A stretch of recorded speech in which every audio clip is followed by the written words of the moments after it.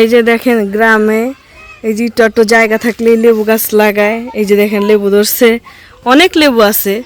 আর এই যে বেগুন গাছ, পেঁপে গাছ, এই যে বেগুন গাছ দেখেন ঘরের পাশেই লাগাইছে। এই যে বেগুন গাছ, এরপরে এই যে মরিচ গাছ।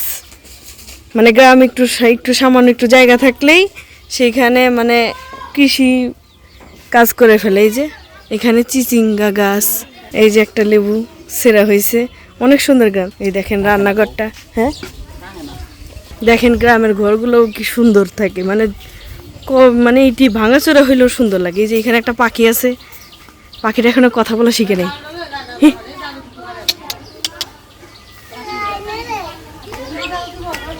কি করেন? এই দেখেন গ্রামের ঘরগুলা দেখেন, খেতা সেলাই করেন, দেখেন খেতা সেলাই করে।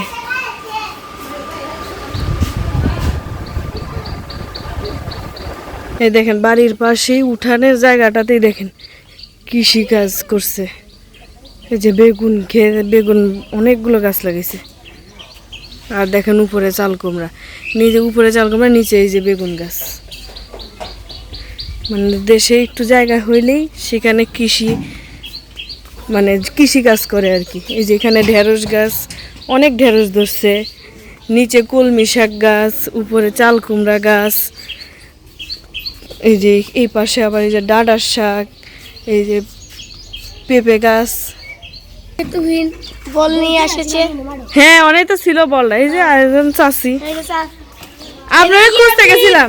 এই যে এটা হচ্ছে গুলডি চাষি, গুলডি চাষি। এই যে চাচু, কেমন আছেন কোন? চাচু ভালোই। তা কি খাইতেছেন? ফান কাটাজি তোমার ছেলে আনি আটটাজি, গুড়া গাড়ি তো আটটাজি, কেলা দিতাম আটটাজি। দেখেন কি সুন্দর পরিবেশ, গ্রামটাও কি সুন্দর দেখেন। এই যে চারপাশে কি সুন্দর। আর এই যে সামনে এটা হচ্ছে শসা ক্ষেত, আর এটা তো পুঁই শাক ক্ষেত, সাথে মাঝখানে মাঝখানে ডাঁটা আছে। গ্রামে আসলে খুবই ভাল লাগে, যে কত সুন্দর পরিবেশ। আর ঢাকায় তো এরকম কোনো পরিবেশই পাওয়া যায় না, বিল্ডিংয়ে ভরা, মানে বাইরে যে একটু দাঁড়াবো সেই পরিবেশও নাই।